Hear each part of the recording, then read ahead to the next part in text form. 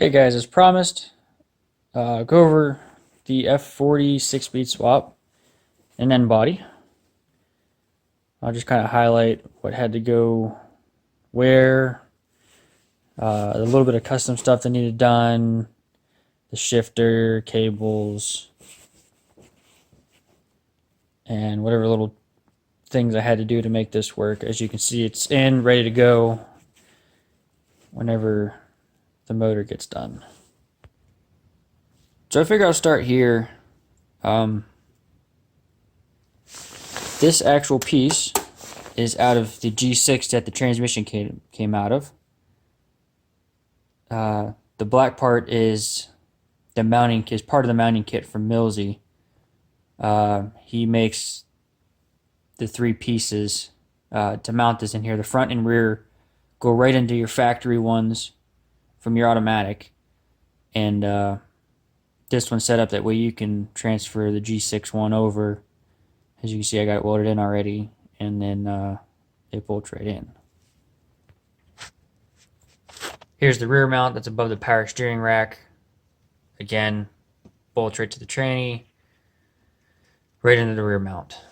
Same thing with the one up here. Wire harness in the way. Bolts straight to the tranny, right into the mount. Now these are the factory automatic ones. And then the factory auto mount. This is very tight right here. I ended up drilling out the 9 rivets, I believe it was, and cut the old automatic one out. It just gets in the way of everything. It hits the trans, it hits the new mount that need to weld it in. So that definitely has to go before you even try putting this in. While we're on this end, you can see where I kind of drilled an elongated hole because it was all trial and error, figuring out the best place to get that so it didn't interfere with anything. And I'll show you on the inside how it comes in just below to the side of the gas pedal, so it doesn't interfere with it, but it's pretty close. These cables are shorter than auto, which originally comes out of that one right there where you see the power wire coming out. So yeah, I had to actually drill to get that in there. Here we have your master cylinder. The bolts right there you see are already in your firewall. And there's kind of like a circular piece there.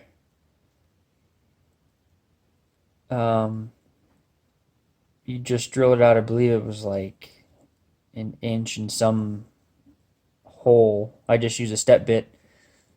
It cut right through, got me to where it needed to be, and then I just bolt it right in where those bolts were. And it puts the push rod right where it needs to be on the inside. You'll see where the pedal assembly is. And then the line just falls where it needs to be to your slave cylinder, which is on your trans. And then as far as the reservoir, just kind of pick the spot that it fell best with the fuse panel sitting where it needs to be and where it'll be out of the way. I do have one of the jack shaft I put in to kind of mock up to make sure it lined up with the blocker rate. With the LX9, it bolts right on the back of the block. With the 3.4, which I got the plate that Millsy makes to adapt these 4 holes to 4 holes that are already on the back of the 3.4, which are in a slightly different spot, but in the same area. Nothing to really see on this part, but you know, I just kind of taped that part off.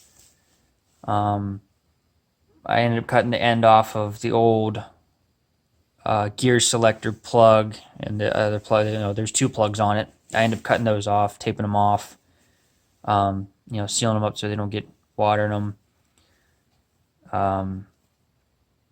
I used a write-up that one other guy did on grandmgt.com, where he shows what wires to use so that you can pretty much make this plug, which is your reverse light plug, factory again. It's actually the same green and pink wires that you see here are in the harness that you'll use uh, to attach this plug, which I ended up actually getting off of, I believe, a Saturn Ion with the manual trans, which was interesting.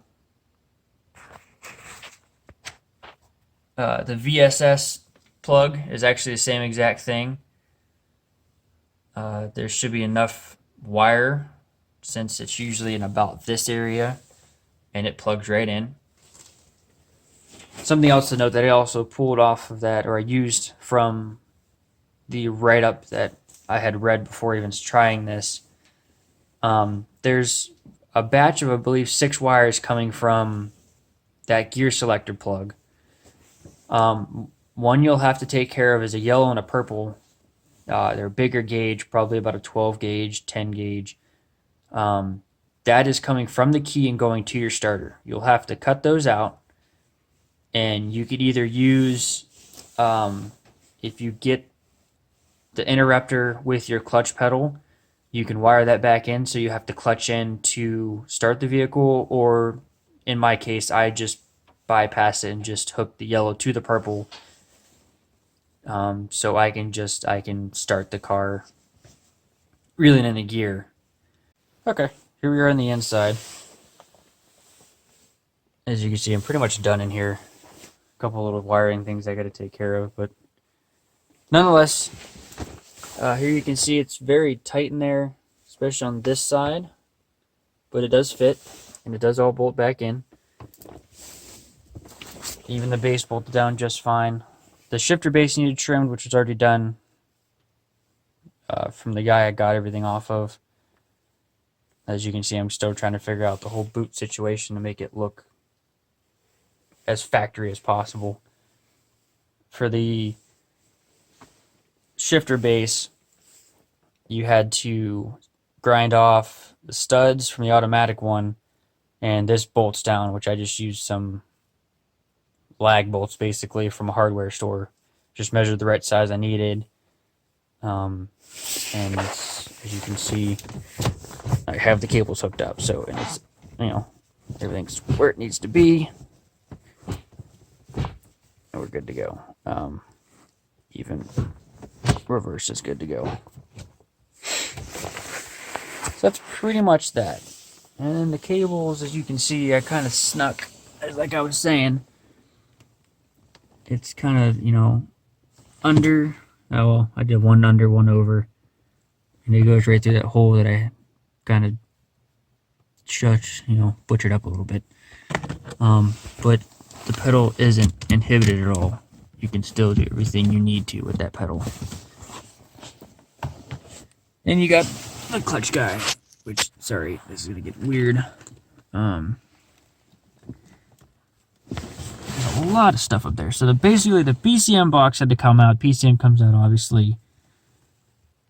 And this whole thing bolts right into place. You can kind of see the outline of where I'm talking about. You can kind of see the spring. There's 3 bolts straight up that hold the pedal in place, and you had to sneak the push rod in as you did all that. It was quite tricky. Took me about 3 or 4 tries, but then once everything got in, it did what it needed to, and now it just needs put together and bled. So in a nutshell, that's pretty much all you need to know to get going. This isn't a how-to or a step-by-step guide, but more or less informational if anyone wanted to try this. This is pretty much how deep you'll be. I do recommend reading the write-up I found on grandamgt.com of someone that did this swap probably back in 2010, 2011. And he pretty much did everything at home by himself, made his own mounts and all that.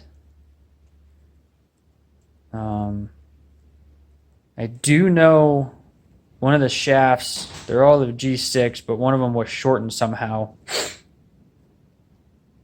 It'd be just acting up or binding up or something like that, which it was already done before I got all this stuff. So I didn't have to do it, so I can't really elaborate on that. But yeah, that's pretty much what goes on with this. I will do another video here soon about the whole turbo setup. Hopefully that'll be when I have it back in the car. That way I can go over what I had to cut, what I had to remove, what I had to move, move this way, that way, get rid of. It was quite fun. My routing, using my intercoolers, chilling, and hopefully have my front bumper mocked up with the new body kit I got too. So hopefully this is somewhat entertaining. I know I'm kind of boring to listen to sometimes, so I'll end on that note with the good old sign again.